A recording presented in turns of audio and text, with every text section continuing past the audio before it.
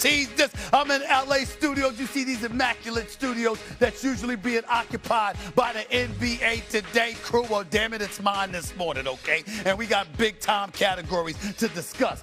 Top 5 pivotal players in the Western Conference. Keep in mind, the list is fluid. The list is fluid. As the series progresses, Wilbon, I reserve the right to change my mind, Cameron. I reserve the right to change my mind. But here's what we're going to do, all right? You got the top 5 pivotal players in the Western Conference. Victor Wembanyama, SGA, Alex Caruso, Dylan Harper, Stephon Castle. These two are self-explanatory, okay? Top 2 candidates for league MVP honors. You know what they bring to the table. You know what they mean to their team. Did you see Caruso? You see the way he's being utilized by that coach? You see how he's got to guard Wembanyama half the time? You see how pivotal it was for him to give you some kind of offense because, damn it, you was going to need that? He's a two-way player showing you defense is his signature, make no mistake about it, but he draws the tough assignments. He takes some of the pressure in most situations off of the Isaiah Hartensteins and, of course, the Chet Holmgrens of the world. He is key. Lou Dort is usually that dude, that linebacker playing defense on a basketball court that's guarding some of the opposing guards. Caruso, there's no limitations. It's a guard, it's a forward, it's a center. It don't matter. You can put him on there. He's too versatile, too important. This brother right here, Dylan Harper, I keep bringing this up, Ron Harper must be very, very proud to be the champion that he was, to watch his son, a rookie, look the way he looked. 24 points, 11 rebounds, 7 steals. This brother right here, Dylan Harper, balled out last night. He is absolutely special. The upside is tremendous. Worthy of being the number 2 overall pick in the NBA draft. He's really, really showing himself. And Stephon Castle is that dude. Remember, when guarding SGA is shooting like 31% from the field when this brother is on him.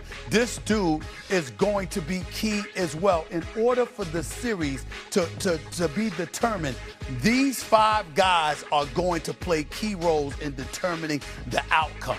You can bring up other names all you want to. It's going to come down to one of these 5. That's on my list. Wilbon, I'll start with you before we go to Cameron. What do you say about that?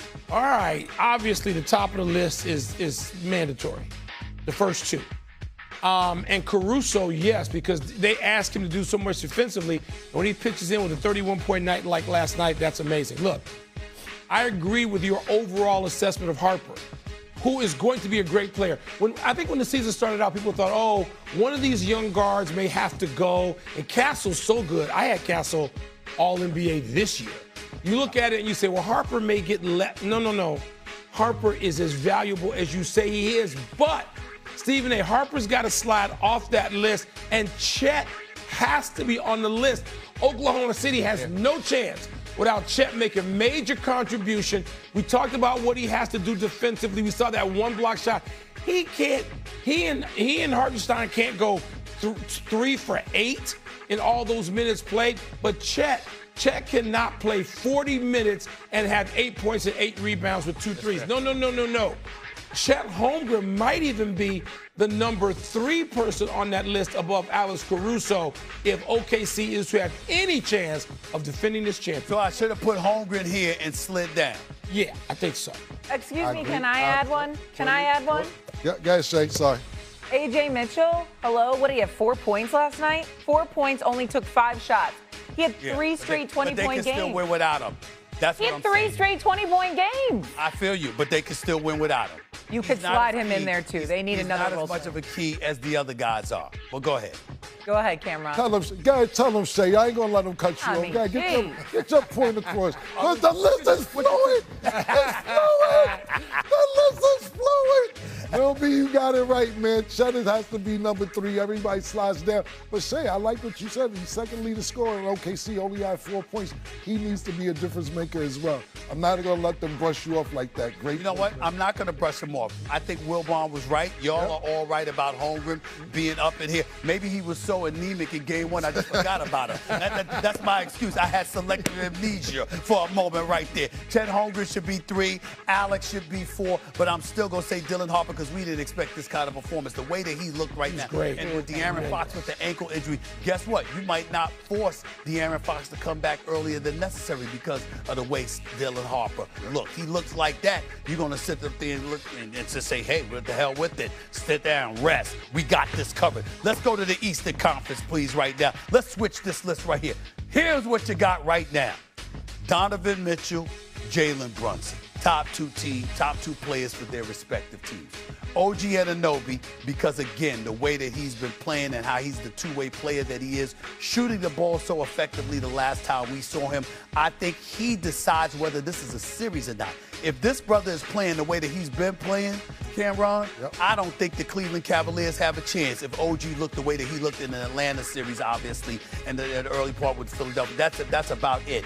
Evan Mobley is a key because if you get production from a big in Cleveland, that's going to cause problems for the New York Knicks. You're going to sit up there, you're neutralizing Cat to some degree. You don't know what that's going to require out of Mitchell Robinson. You never know what kind of effect that can have on it. And again, Mikal Bridges. I know y'all about Karl Anthony Towns, and I know he's key, but I'm just looking at him as the playmaker that he is. I'm saying if these guys don't convert for him, that makes life exponentially more difficult. That's why I look at OG and I look at Mikal and I say, this is what will determine whether or not it's even a series if these two brothers don't show up. That's why I went with that list, Wilbon. You say what? I say I agree. I hate to agree with you this thoroughly. Write down that list, 1, 2, 3, and 4. The only place, Stephen A., I'm not going to say I disagree, but Cat, given what Cat has done, given the evolution of the Knicks offense and Mike Brown and his staff and the way that team has decided to run the offense largely through Cat, Stephen A., these assist totals are crazy. A couple of 10 assist games, another 7 assist game in 27 minutes, and let's face it, I mean, Cat has got to stay out of foul trouble. We talk about that all the time. Yeah. So I'm going to go with Karl Anthony Towns in that 5th position. I hear you about Bridges.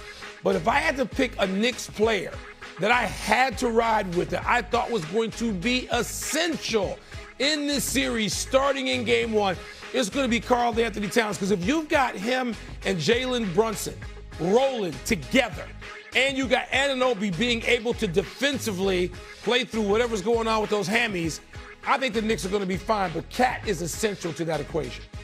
I think this list is great. I wish you could put a slash, because I think it's some people's time. I agree with Wilby when you have Evan Mobley, but I think it's a tie with Cat.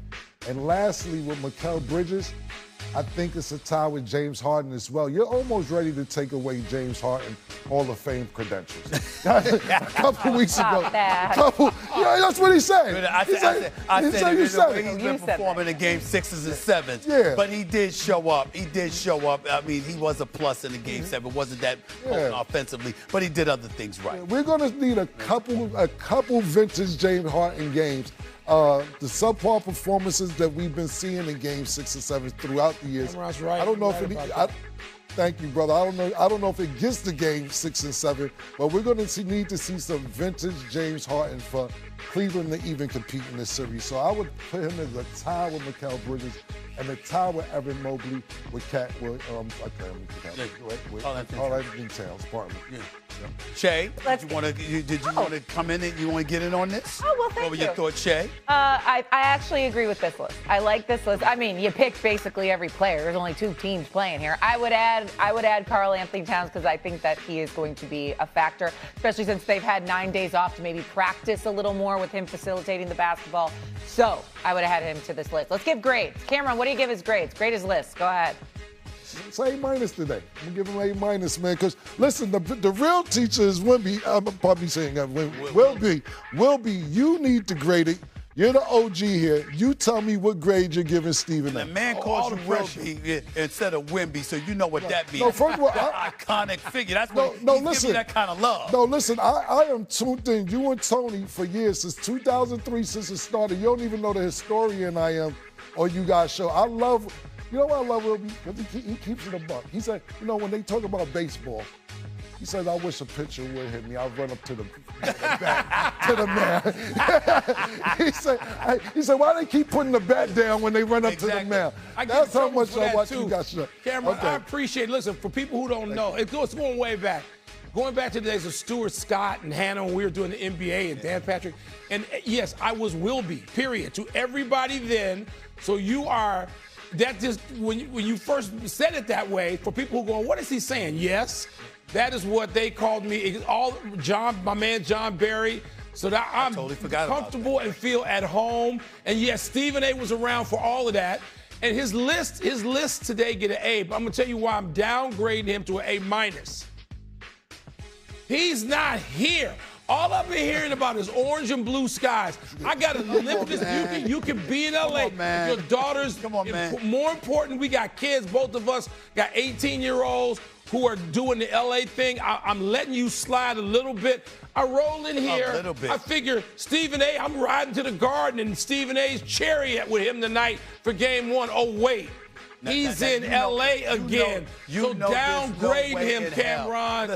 Listen. You know there's no way in hell I would miss the Knicks at the Garden to open the series for the Eastern Conference Finals. I had to give you a hard time. And you know Miss Samantha, you know what a daggone tyrant she is. She runs it. Her and Nyla run my life. So you know how it is. You know, I was ordered to be here by somebody I have no rights over, even though I'm a daddy. I know that's true. You're not exaggerating. But then, whenever she's back, if the Knicks are alive, I'm there. You owe me a very expensive dinner here in Manhattan. Okay. That's no doubt about it. That's the right statement. If the Knicks are alive. Okay. Coming up, we haven't even played Game On yet. Coming up, Wemby. Historic Game 1 performance included this insane clutch 3 that got us turning back the clock a whole decade. Who had the more impressive shot? Was it Wemby's last night or this one? Curry, way down.